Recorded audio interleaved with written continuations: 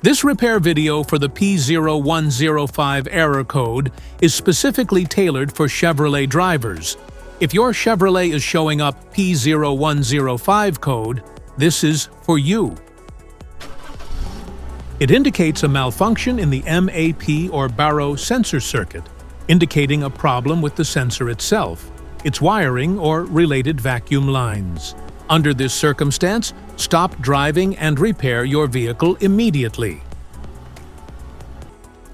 So, what causes this imbalance? Here are the most common culprits. This error could be caused by these possible faults in your car. Faulty MAP or BARO sensor, wiring and connector problems, vacuum leaks, PCM malfunction, bad throttle position sensor.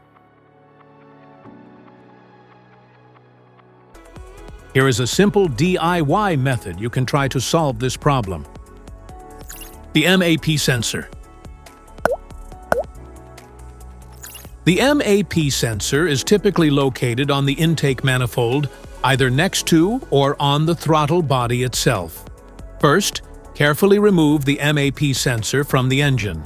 Inspect the MAP sensor for any damage if damages are found, then replace the MAP sensor when you install a new MAP sensor. Check to make sure the new O-ring is in place and not damaged.